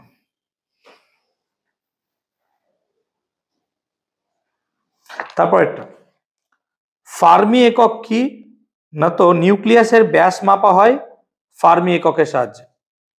নিউক্লিয়াসের ব্যাস মাপা হয় ফার্মি এককের সাহায্যে, এবং 1 ফার্মি সমান কি হবে? 10 টু দি পাওয়ার -15 মিটার। ঠিক বলছি তো? ফার্মি একক কি না, তো নিউক্লিয়াসের ব্যাস পরিমাপ করা হয় যে এককের সাহায্যে তাকে বলি ফার্মি। 1 ফার্মি সমান 10⁻⁻15 মিটার। আবার এক্স একক বলে একটা একক দিয়েছে, 1 এক্স ইউনিট বা এক্স একক ইকুয়াল টু, এভাবে লিখি আমরা 1 এক্স ইউনিট মানে হচ্ছে 10⁻13 মিটার। মনে রাখবে 1 X unit equal to 10⁻13 metre. চলো, খুব বড় দৈর্ঘ্য মাপতে কোন একক ব্যবহার করা হয় না, তো আলোকবর্ষ, পারসেক বা অ্যাস্ট্রোনমিক্যাল ইউনিট। আলোকবর্ষ, পারসেক অথবা অ্যাস্ট্রোনমিক্যাল ইউনিট। আলোকবর্ষ, পারসেক অথবা অ্যাস্ট্রোনমিক্যাল ইউনিট। চলো 49, আলোকবর্ষ কি? আলো 1 বছরে যে পরিমাণ পথ যায় তাকে বলা হয় আলোকবর্ষ। আলো 1 বছরে যে পরিমাণ পথ যায় তাকে বলা হয় আলোকবর্ষ। আলোকবর্ষ মূল একক না লব্ধ একক না, তো আলোকবর্ষ হচ্ছে মূল একক। আলোকবর্ষ মূল একক। 50, ওজন বাক্সে বাটখারাগুলির ভরের কি অনুপাতে রাখা হয় না, তো ওজন বাক্সে বাটখারাগুলি 5:2:2:1 এই অনুপাতে রাখা হয়। ওজন বাক্সে বাটখারাগুলিকে 5:2:2:1 এই অনুপাতে রাখা হয়। কারো কোনো সমস্যা আছে? তাহলে অবজেক্টিভ বইটা পুরোটা মিলিয়ে দিলাম, তার সঙ্গে আমরা ফার্স্ট চ্যাপ্টারের এখানকার প্রশ্ন উত্তরটাও মিলিয়ে দিলাম। ক্লিয়ার করাতে পেরেছি দুটো জিনিসই। চলো এবার শুরু করবো আমরা second chapter. Sorry, second chapter প্রত্যেকে খুলবে। পরের সপ্তাহে ফার্স্ট চ্যাপ্টারের উপর বড় পরীক্ষা হবে 50 মার্কসের, তাই প্রত্যেকে একটু ফার্স্ট চ্যাপ্টারটা পড়ে এসো। যারা পরে ভর্তি হয়েছে তাদের একটু কাজ থাকবে যে এই সপ্তাহটা একটু ভালো করে পড়ো, ঠিক আছে? চলো সেকেন্ড চ্যাপ্টারটা পড়াবো আমরা, বল ও গতি। এটা হচ্ছে সহজ একটা চ্যাপ্টার, আবার কঠিনও। এখান থেকে আমাদের অঙ্ক কিন্তু পরীক্ষায় আসবে। প্রথম অধ্যায় থেকে কোনো অঙ্ক ছিল না, কিন্তু দ্বিতীয় অধ্যায় থেকে আমাদের কিন্তু অঙ্ক আছে, এটুকু মাথায় রাখবো আমরা, ঠিক আছে? মনে থাকবে? ওকে, চলো তাহলে প্রথমে যদি আমরা বল ও গতি অধ্যায়টাকে ভাগ করি বা পড়ি। বল ও গতি অধ্যায়ে দুটো পার্ট আছে, একটা হচ্ছে গতি পার্ট আর একটা হচ্ছে বল পার্ট। তাহলে গতি আর কি পার্ট আছে? বল পার্ট। গতি পার্টে আমরা বিভিন্ন পদার্থের গতি নিয়ে আলোচনা করব। আর বল অধ্যায়ে আমরা ক্লাস 8-এ যেটা পড়েছিলাম বল ও চাপ, সেখানে যে নিউটনের গতিসূত্র, সেই নিউটনের গতিসূত্রটা আমরা বল অধ্যায়ে পড়ব। তাহলে আমরা এই চ্যাপ্টারটা বুঝতেই পারছি সহজ একটা চ্যাপ্টার হবে, যেখানে নিউটনের গতিসূত্র আমাদেরকে পড়তে হবে, তার সঙ্গে সঙ্গে আমাদেরকে পড়তে হবে কি না, তো গতি সম্বন্ধে। তাহলে আমরা আমাদের পড়াশোনাটাকে যদি গতির মধ্যে আজকে সীমাবদ্ধ রাখি তাহলে কেমন হয়? তাহলে গতি নিয়ে আলোচনা করি। গতি কাকে বলে আর স্থিতি কাকে বলে? এই যে আমি হাঁটা চলা করছি, তার মানে আমি গতিশীল অবস্থায় আছি, হ্যাঁ না বলো? আর তোমরা যে চুপচাপ বসে আছো, তার মানে তোমরা স্থিতিশীল অবস্থায় আছো। তার মানে কোনো বস্তু সময়ের সাপেক্ষে তার যদি অবস্থান পরিবর্তন না করে, তাহলে বলা হয় বস্তুটা স্থিতিশীল অবস্থায় আছে এবং তাকে বলা হয় স্থির বস্তু, ঠিক তো? আর কোনো একটা বস্তু যদি সময়ের সাপেক্ষে অবস্থান পরিবর্তন করে, তখন বলা হয় বস্তুটি গতিশীল অবস্থায় আছে, ঠিক বলছি তো? এবং তাকে বলা হয় বস্তুটি গতিতে আছে, ঠিক বলছি? এবার কোনো একটা বস্তু স্থিতি বা গতি, এই পুরো কথাটা আপেক্ষিক। আপেক্ষিক মানে আমি কারোর সাপেক্ষে বলছি। যেমন ধরো তোমার ক্লাসে যে ফার্স্ট হয়, ধরো কথা মনে বলছি কোনো একজন ফার্স্ট হয়, সে কি গোটা পশ্চিমবঙ্গের ফার্স্ট নয়। ফার্স্ট এই সেন্সে যে আমাদের ক্লাসে ফার্স্ট, আমাদের ক্লাসের সাপেক্ষে সে ফার্স্ট। এবার তোমাদের মহাকালীর কেউ ফার্স্ট গার্ল হয়তো আমার কাছে পড়ে, সেকেন্ড গার্ল পড়ে, হয়তো বরানগরেরও কেউ ফার্স্ট সেকেন্ড থার্ড ফোর্থ আমার কাছে পড়ে, বা আমার কাছে হয়তো বেলগুড়ি হাই স্কুল ইত্যাদি যে সমস্ত স্কুল আছে। এবার তাদের যখন কম্পিটিশন হচ্ছে আমার কাছে, তখন দেখা যাচ্ছে তাদের মধ্যে থেকে কেউ একজন ফার্স্ট হচ্ছে। তাহলে আমরা বলবো কি যে এলআই স্যারের কোচিং এ যারা পড়ছে তাদের সাপেক্ষে ফিজিক্সে ফার্স্ট ও হয়, ঠিক বলছি? আবার গোটা পশ্চিমবঙ্গে এরকম অনেক স্যার আছে। এবার আমরা যদি গোটা পশ্চিমবঙ্গের স্টুডেন্টদেরকে নিয়ে ভাবি, তাহলে এটা পশ্চিমবঙ্গের সাপেক্ষে যে ফার্স্ট হয় সেটা তোমরা দেখতে পাও। এরকম গোটা ভারতবর্ষেও হবে, তাহলে এই যে আমরা ফার্স্ট হওয়াটা অ্যাকচুয়ালি আপেক্ষিক। কেউ ফার্স্ট মানে এই নয় যে গোটা দুনিয়ার সব জানতা, কিচ্ছু নয়, তাই তো? তেমনি আমরা যে বলছি যে আমি গতিশীল, কেন গতিশীল? কারণ তোমার সাপেক্ষে আমি গতিশীল, আমি হাঁটছি। এবার যদি আমি চুপচাপ বসে যাই, তুমিও বসে যাও, তাহলে আমার সাপেক্ষে তুমিও স্থিতি, তোমার সাপেক্ষে আমিও স্থিতি। কথাটা কি ঠিক? হ্যাঁ না বলো। এবার তোমরা প্রত্যেকেই জানো যে পৃথিবী তার নিজ অক্ষের চারিদিকে ঘুরছে, তার সঙ্গে পৃথিবী সূর্যের চারিদিকেও ঘুরছে। এবার কোনো কিছু যদি ঘোরে বা কোনো কিছু যদি গতিশীল হয়, তাহলে তার মধ্যে থাকা সবকিছুই গতিশীল। আমার মাথায় নেই, তাও ধরো আমার মাথায় উকুন আছে, নেই, বাইরে গিয়ে বলো না বাচ্চাদের মাথায় উকুন আছে, নেই, তাও ধরো আছে। এবার আমি যদি চুপচাপ বসে থাকি, তাহলে আমি স্থির, তার সঙ্গে আমার উকুনটাও কি স্থির? হ্যাঁ না বলো। ও ধরো চুপচাপ বসে আছে, ও ঘুমাচ্ছে, এখন রেস্ট নিচ্ছে, রক্ত খাওয়া হয়ে গেছে অনেক করে। এবার যখন আমি হাঁটছি, তাহলে উকুনটাও কি আমার সঙ্গে সঙ্গে হাঁটছে? হ্যাঁ না বলো। তার মানে উকুনের স্থিতিশীল বা গতিশীল হওয়াটা নির্ভর করছে উকুনের উপর, তার সাথে আমার উপরও। হ্যাঁ না বলো। তাহলে পৃথিবী যদি নিজে ঘোরে, তাহলে পৃথিবীতে থাকা সকল ব্যক্তি বস্তু সবাই ঘুরছে। হ্যাঁ না বলো। তাহলে পৃথিবী যদি নিজে গতিশীল সর্বদা হয়, পৃথিবী সর্বদা গতিশীল তো, তাহলে পৃথিবীতে থাকা তুমি, আমি, এই ট্রাইপড, বোর্ড, ঘর বাড়ি সবই গতিশীল। এটা কার সাপেক্ষে? পৃথিবীর বাইরে গেলে। কিন্তু দেখো পৃথিবীর সাপেক্ষে আমরা কি? স্থির। কেন? পৃথিবী নিজে ঘুরছে, পৃথিবীর মধ্যাকর্ষণ বলের জন্য আমরা পৃথিবীকে স্থির দেখছি। হ্যাঁ না বল। উদাহরণ দিচ্ছি, আমরা তো জানি যে সূর্য স্থির, তাহলে সূর্য স্থির, তাহলে সূর্য স্থির, সূর্যকে কেন্দ্র করে কে ঘুরছে? পৃথিবী। আমি যদি কোনোদিনও সূর্যতে গিয়ে বসতে পারতাম, তাহলে দেখতাম সুন্দর বুধ ঘুরছে, নাকি মঙ্গল গ্রহ ঘুরছে, পৃথিবী, ওই দেখো পৃথিবী ঘুরছে, নীল রঙের গ্রহ, দেখতে পেতাম তো। তাহলে আমি যখন সূর্যের কাছে গিয়ে বসবো, পৃথিবী গতিশীল সেটা বুঝতে পারবো। কিন্তু পৃথিবীতে বসে থাকা তুমি আমাকে কি দেখবে? ওই দেশে আর সূর্যের উপর বসে আছে, আবার সূর্য। ঠিক বলছি তো? তার মানে আগেকার কালে আমাদের কি ধারণা ছিল? সূর্য গতিশীল, পৃথিবী স্থির। হ্যাঁ না বল। কারণ পৃথিবী থেকে আমরা দেখছি সেই জিনিসটা, যে হ্যাঁ ওই তো সূর্য উঠছে। অ্যাকচুয়ালি সূর্য ওঠে না, হচ্ছে আমাদের ভুল। তার মানে আমরা যে বলছি কোন একটা বস্তু স্থির, সে কি আদতে স্থির নয়। কেন? পৃথিবী নিজে তো ঘুরছে। তাহলে কোন একটা বস্তু স্থির বা গতিশীল, এটা বলাটা খুব ভুল। তাই বলতে হবে কারো সাপেক্ষে। আমার সাপেক্ষে তুমি স্থির। কেউ যদি মঙ্গল গ্রহে বসে থাকে, তার সাপেক্ষে তুমি স্থির হবে কিনা তুমি জানো। বুঝতে পারলাম ব্যাপারটা? ক্লিয়ার হয়েছে? এবার ভাবো, আমি বললাম সূর্য স্থির, কিন্তু সূর্য নিজেও স্থির নয়। সূর্য আমাদের আকাশ গঙ্গা মিল্কি ওয়ের সেন্টারে থাকে একটা ব্ল্যাক হোল, তাকে কেন্দ্র করে ঘুরছে, এবং আকাশগঙ্গা নিজেই ঘুরছে। তাহলে আকাশগঙ্গা যদি ঘোরে, আকাশগঙ্গার মধ্যে থাকা প্রচুর নক্ষত্র তারাও ঘুরছে, আর সেই নক্ষত্রকে কেন্দ্র করে গ্রহগুলো ঘুরছে, তারাও ঘুরছে। আবার বিশ্ব ব্রহ্মাণ্ড নিজেই প্রসারিত হচ্ছে। একটা আকাশগঙ্গা বোঝো তো? Milky Way. একটা আকাশগঙ্গার মধ্যে প্রায় 10⁻11 সংখ্যক সূর্য নক্ষত্র থাকতে পারে। মানে একটা আকাশগঙ্গা কত বড় হতে পারে?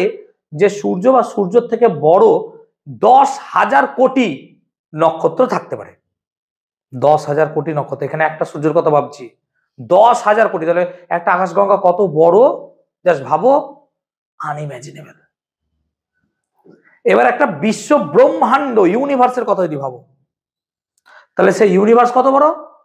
না তো ইউনিভার্সের মধ্যে প্রায় 10⁻13 সংখ্যক গ্যালাক্সি আছে। মানে একের পিছনে 13টা শূন্য বসালে কত হয়? 10,000 কোটি মানে 11। তাহলে 1,00,000 কোটি ধরছি আমরা। তাহলে একটা ব্রহ্মাণ্ডের মধ্যে 1,00,000 কোটি গ্যালাক্সি আছে। তাহলে যদি মোটামোটা করে বলি যে পুরো বোর্ডটা হচ্ছে আমার গ্যালাক্সি, সরি ব্রহ্মাণ্ড, তাহলে একটা গ্যালাক্সি কেমন হবে? একটা গ্যালাক্সি এই ছোট ডটের মতো হবে। হ্যাঁ না বল। ঠিক তো? এই পুরোটা যদি ব্রহ্মাণ্ড হয়, একটা গ্যালাক্সি এই ডটের মতো। আর এই গ্যালাক্সির মধ্যে কতগুলো সূর্য আছে? 10,000 কোটি। তাহলে এরকম একটা বিশাল বড় বিশ্ব ব্রহ্মাণ্ডের সেই 1,00,000,000,000 গ্যালাক্সির মধ্যে একটা গ্যালাক্সি আকাশগঙ্গা, সেই আকাশগঙ্গা গ্যালাক্সির মধ্যে থাকা 10,000 কোটি নক্ষত্রের মধ্যে একটা মাঝারি মাপের নক্ষত্র সূর্য, তার তৃতীয় গ্রহ পৃথিবীর 194টি দেশের মধ্যে একটা দেশ ভারতবর্ষ, এর 28টা রাজ্যের মধ্যে একটা রাজ্য পশ্চিমবঙ্গের, 23টা জেলার মধ্যে একটা জেলা কলকাতার, বেলঘরিয়া নামক একটা ছোট্ট জায়গায় বসে তুমি বলছো গোটা বিশ্ব জয় করব, গোটা বিশ্ব জয় করব। বিশ্ব কোথায় আছে? তার মানে আমরা এখান থেকে চাঁদে যাওয়া মানে বিশাল কিছু ভাবছি। চাঁদে যাওয়া মানে এর ভেতরে ভেতরে ভেতরে কোথায় ঢুকেছে তা জানি না। চাঁদ কি এরকম করে একটা চুল ছেড়ে ফেলে দেওয়া হয় তাও কিছু নয় চাঁদ। তাহলে আমরা কোথায় পড়ে আছি? তা আমরা নিজেদেরকে বিশাল মহান মনে করছি, এখন যদি কোনো একটা অ্যাস্টেরয়েড আসে পৃথিবীর দিকে ধেয়ে বাস আমাদের শেষ, জীবন শেষ। এবং আমরা তো 24 ঘন্টাকে তার জন্য থ্যাঙ্কস জানাই, যদি 24 ঘন্টা ইউটিউবে থাকে খুব ভালো লাগবে, যে তারা প্রত্যেকদিন আমাদেরকে আতঙ্ক দিতে পারে খুব ভালোভাবে। যেমন একটা নতুন ভাবে কি একটা ভাইরাস এলো, এনপিএমভি নাকি এমএনপিভি, আমি প্রত্যেকদিন নোটিফিকেশন পাচ্ছি এই ভাইরাস এলো, এই ভাইরাস এলো, লকডাউন ভাইরাস, লকডাউন, মানে একটা খবর পেলেই হলো। কিছুক্ষণ আগে পড়ানোর আগেই বলো এই পৃথিবীতে জীবন শেষ। আমি হঠাৎ চমকে গেলাম, পৃথিবীতে জীবন শেষ? আরে ভাই পৃথিবীতে আমি বসবাস করছি, এভাবে জীবন শেষ হয়ে গেলে বলছে ধেয়ে আসছে গ্রহাণু। দিয়ে পরে পড়ে দেখলাম যে না, অনেক দূরে আছে, আসার একটা সম্ভাবনা আছে। তো এটা লেখার মানে কি পৃথিবীতে জীবন শেষ? ধরো যার জীবন সত্যি শেষের মুখে, যে আর 2-4 বছর বাঁচবে, তার হার্টে প্রবলেম, সে তো হার্ট ধরে বসে যাবে, এরে বাবা কিছুক্ষণ পর পৃথিবী নষ্ট। সো তার জন্য জনসংখ্যা কমানো হচ্ছে আমাদের এই দিক দিয়ে 24 ঘন্টা। ভেরি স্যালুট টু দেম যারা এরকম খবর বানায়। আরে খবর সত্যি করো, খবর সত্যতা দাও, হেডলাইন এমন দেয়, এবার হ্যাঁ ওদেরও দোষ নাই, যদি ওরকম হেডলাইন না দেয় তাহলে আমি ক্লিক করবো না ন্যাচারালি, যে ঠিকই তো এরকম ক্লিক করবো, তবে তো এরকম আকর্ষণীয় খবর, মজা গসিপ লাগবে, তবে না আমরা শুনবো। তাহলে স্থিতি বা গতি কনসেপ্টটা আপেক্ষিক, আমি কি বোঝাতে পারলাম? হ্যাঁ না বলবে। তবে তুমি যে স্থির অবস্থায় বসে আছো সেটা অ্যাকচুয়ালি স্থির নয়, অ্যাকচুয়ালি তুমি কি দৌড়াচ্ছ পৃথিবীর সঙ্গে। ঠিক বলছি তো আমি? ওকে, আমরা পড়বো নির্দেশতন্ত্র। নির্দেশতন্ত্র কাকে বলে? অ্যাকচুয়ালি আমরা চোখ দিয়ে যা দেখি এটাকে একটা ফ্রেম আকারে দেখি, ছবির মতো, হ্যাঁ না বলো, এটাকে আমরা বলি নির্দেশতন্ত্র। কোন একটা বস্তুর গতিকে বোঝানোর জন্য একটা বিশেষ রকমের অক্ষের প্রয়োজন হয় বা একটা ডায়াগ্রামের প্রয়োজন হয়, একেই আমরা কি বলি? নির্দেশতন্ত্র।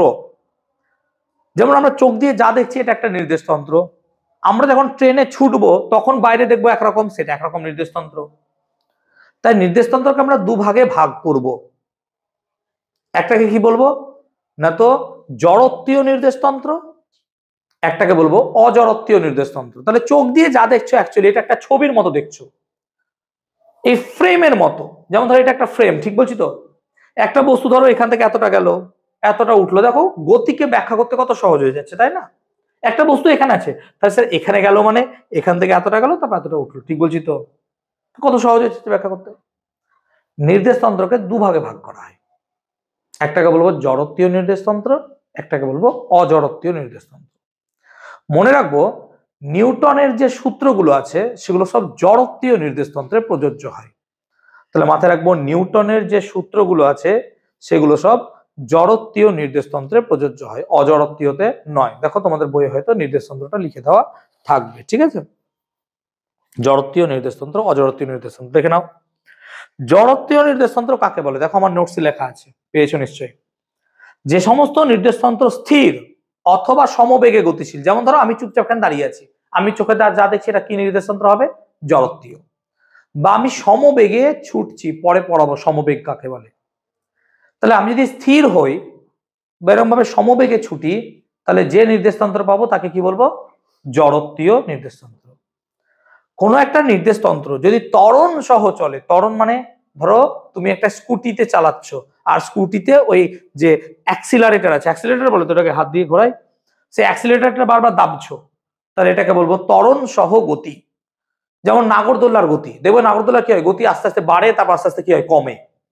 তাহলে এই রকম গতিশীল অবস্থায় যে নির্দেশতন্ত্র থাকবে তাকে বলবো কি আমরা? অজড়ত্বীয় নির্দেশতন্ত্র। তাহলে জড়ত্বীয় এবং অজড়ত্বীয় নির্দেশতন্ত্র দুটোর কনসেপ্টটাকে আশা করছি বোঝাতে পারলাম। এবার আমরা পড়বো গতির প্রকারভেদ। দেখো গতি অনেক রকমের হতে পারে, ঠিক আছে। আমরা এখানে কতগুলো গতি নিয়ে আলোচনা করব, ঠিক আছে। তো প্রথমে পড়বো চলন গতি। চলন গতি কাকে বলে?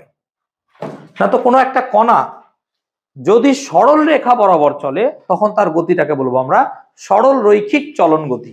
যেমন ধরো, তাহলে আমরা বলছি চলন গতি। যেমন ধরো একটা বস্তু এখান থেকে সোজা এত দূর গেল, এটাকে বলবো সরল রৈখিক চলন গতি। তাহলে সরল রৈখিক চলন গতি কাকে বলে আমরা আশা করছি বোঝাতে পারলাম। তাহলে একটা কণা সোজা পথে যাচ্ছে, যেমন ট্রেনের গতি হবে নাকি, যেমন ধরো বাসের গতি, যেমন তুমি হেঁটে এলে, এগুলো কি সব সরল রৈখিক চলন গতি, কারণ সরল রেখা বরাবর যাচ্ছে। আর একটা হচ্ছে বক্র রৈখিক চলন গতি, মানে ধরো একটা কণা এখান থেকে এত দূর গেল এই পথ হয়ে, এটাকে কি বক্র চলন গতি বলবো? তাহলে এটাকে কি বলবো আমরা? বক্র চলন গতি।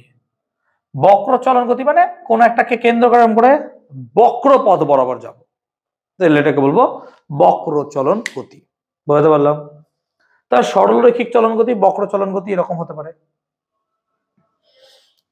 2 নম্বর আমরা পড়বো বৃত্তীয় গতি। বৃত্তীয় গতি কাকে বলে? কোনো একটা কণা বা বস্তু যদি কোনো কিছুকে কেন্দ্র করে বৃত্তাকার পথে ঘোরে তখন তাকে বলবো বৃত্তীয় গতি। কোনো কিছুকে কেন্দ্র করে তার চারিদিকে ঘোরা, একটা উদাহরণ দিতে পারবে এরকম? কোনো কিছুকে কেন্দ্র করে তার চারিদিকে ঘোরা এরকম গতিকে কি বলছি? বৃত্তীয় গতি। একটা উদাহরণ দাও। হ্যাঁ, নিউক্লিয়। সূর্যের চারিদিকে পৃথিবীর ঘূর্ণন, হ্যাঁ না বলো? সূর্যের চারিদিকে পৃথিবী ঘুরছে, এটা বৃত্তীয় গতি না? অবভিয়াসলি বৃত্তীয় গতি। যেমন ধরো এইটা পড়েছো নিউক্লিয়াসকে কেন্দ্র করে ইলেকট্রনগুলোর গতি, এটাই বলছিলিস নাকি? তো এটা নিউক্লিয় গতি হবে। নিউক্লিয়াসকে কেন্দ্র করে ইলেকট্রনের গতি, এটা কি বৃত্তীয় গতি হবে? অবভিয়াসলি হবে স্যার। তাহলে বৃত্তীয় গতি কোনো কিছুকে কেন্দ্র করে তার চারিদিকে ঘোরা। আমি কি ঠিক বলতে পারলাম? কোনো কিছুকে কেন্দ্র করে তার চারিদিকে ঘোরা, এটাকে কি বলবো? বৃত্তীয় গতি। বৃত্তীয় গতিতে বেগের অভিমুখ সর্বদা স্পর্শক বরাবর কাজ করে। তাহলে মাথায় রাখবো, বেগের অভিমুখ সর্বদা স্পর্শক বরাবর কাজ করে। স্পর্শক বরাবর কাজ করে। তাহলে বৃত্তীয় গতিতে বেগের অভিমুখ সর্বদা স্পর্শক বরাবর কাজ করে। তাহলে বৃত্তীয় গতিতে বেগের অভিমুখ সর্বদা কি? স্পর্শক বরাবর কাজ করে। স্পর্শক, কোন একটা বৃত্তের স্পর্শক বুঝিস না? কোন একটা বৃত্ত কোন একটা বিন্দুর বরাবর যে সরল রেখা পাস করে তাকে কি বলা হয়? স্পর্শক। ঠিক আছে, ওকে। তাহলে আমরা মোটামুটি এখানে আইডিয়া পেলাম যে বৃত্তের স্পর্শক কাকে বলে, ঠিক আছে, মানে স্পর্শক বরাবর কাজ করে। আর একটা গতি আমরা পড়বো, সেটা হচ্ছে ঘূর্ণন গতি। ঘূর্ণন গতি কাকে বলে?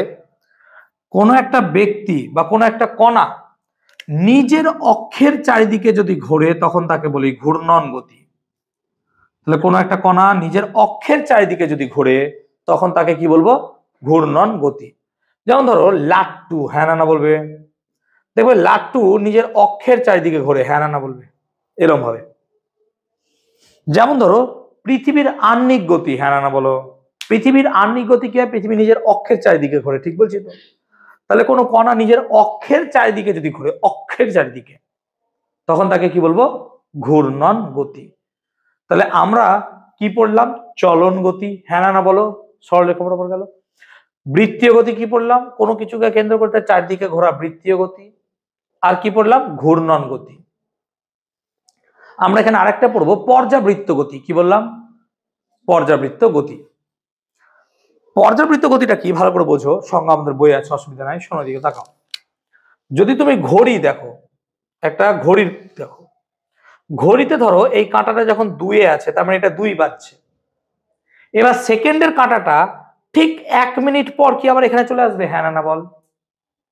অর্থাৎ একটা সেকেন্ডের কাঁটা, এটা সেকেন্ডের কাঁটা যদি হয় তাহলে সে 1 মিনিট পর কি আবার এখানে চলে আসবে, হ্যাঁ না বল?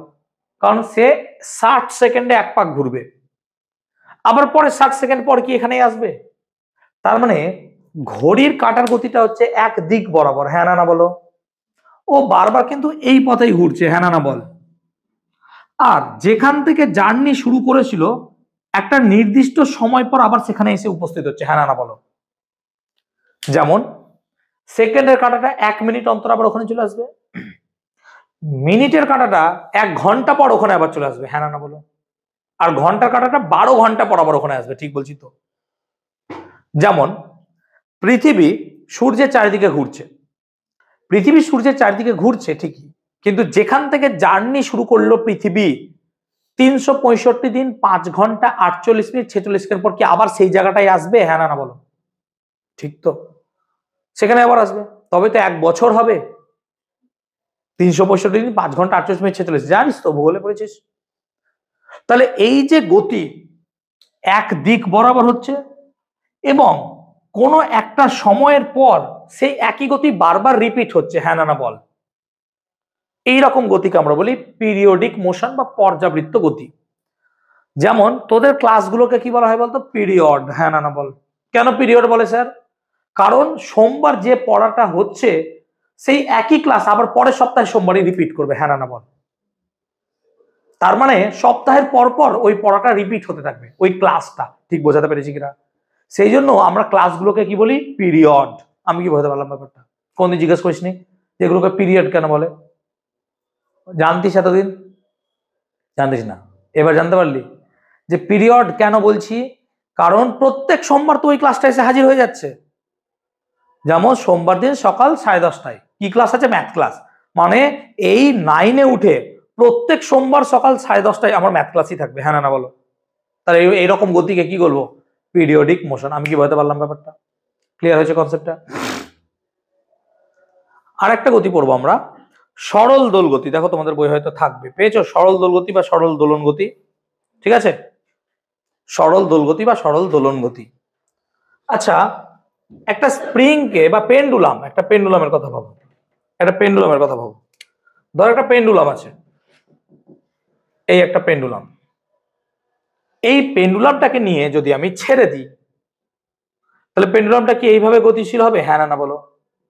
এরকম ভাবে গতিশীল হবে না? এই একটা যদি স্প্রিংকে আমরা টেনে ছেড়ে দিই, স্প্রিংটাকে টানলাম দিয়ে ছেড়ে দিলাম, তা স্প্রিংটা কি এইভাবে গতিশীল হবে, হ্যাঁ না বলো? অর্থাৎ ধরো এখান থেকে যাত্রা শুরু করলো, ভালো করে বোঝো, এখান থেকে গেল, যে আবার ফেরত এলো, যে সময় নেবে, আবার গেল আবার ফিরলো, একই সময় নেবে, হ্যাঁ না বল? মানে এইভাবে ও সারা জীবন এইভাবে দুলতে থাকবে।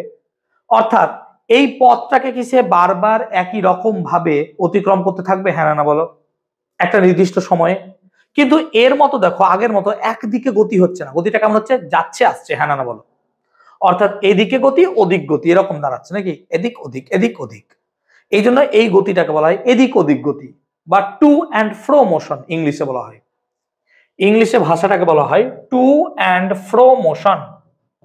তাহলে আমরা দেখছি যে এমন একটা গতি যে সময়ের সঙ্গে সঙ্গে রিপিট হচ্ছে, হ্যাঁ না বলো? রিপিট হচ্ছে তো বারবার, কিন্তু গতিটা কেমন হচ্ছে? একবার যাচ্ছে একবার আসছে, একবার যাচ্ছে একবার আসছে। এই রকম গতিকে আমরা বলবো সরল দোল গতি। আমি কি বোঝাতে পেরেছি ব্যাপারটা? তাহলে সরল দোল গতি নিশ্চয়ই এইরকম হতে হবে, টু অ্যান্ড ফ্রো মোশন থাকতে হবে তার মধ্যে।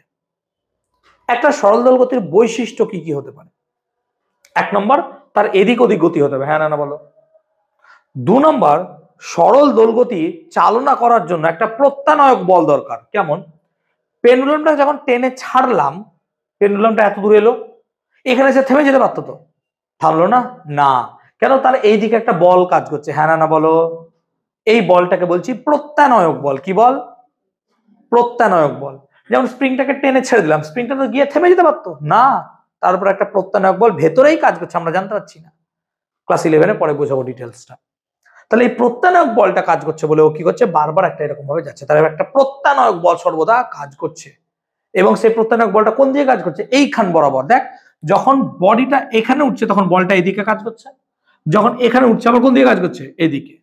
অর্থাৎ প্রত্যানয়ক বল সর্বদা কোন দিকে কাজ করছে?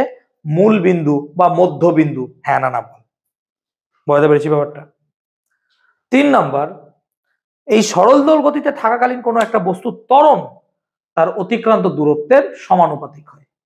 তাহলে কোনো বস্তুতে থাকা ত্বরণ তার দূরত্বের সমানুপাতিক হয়। ক্লিয়ার হলো? তাহলে আজকের এই ছোট্ট একটা ক্লাসের মধ্যে আমরা 3-4টে জিনিস পড়লাম। কি কি? যে কোনো একটা বস্তুর স্থিতি বা গতি অবস্থা বলতে কি বোঝো? স্থিতি এবং গতিটা কি জিনিস? আপেক্ষিক, হ্যাঁ না বলবো।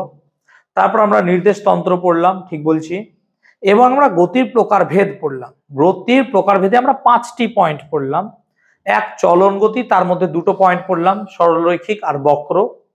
2 নম্বর আমরা পড়লাম বৃত্তীয় গতি। 3 নম্বর পড়লাম আমরা ঘূর্ণন গতি। 4 নম্বর পড়লাম বলো পর্যাবৃত্ত গতি। আর 5 নম্বর পড়লাম আমরা সরল দোল গতি, সরল দোল গতির বৈশিষ্ট্য। ঠিক আছে?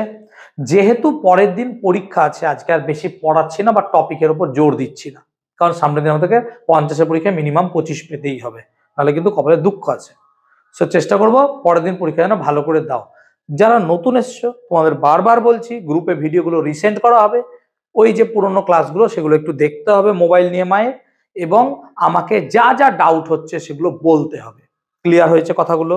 দিয়ে তারপর তোমরা পরের দিন পরীক্ষায় তোমরা যা পাবে তোমরা দেবে, তোমাদের নিয়ে কোনো চাপ নেই। কিন্তু যারা রেগুলার ক্লাস করেছে তাদেরকে কিন্তু 25 পেতেই হবে। কিন্তু তোমরা পড়ে আসবে, পড়ে এসে পরীক্ষা পরের দিন দেবে। আমি কি বলতে পারলাম ব্যাপারটা?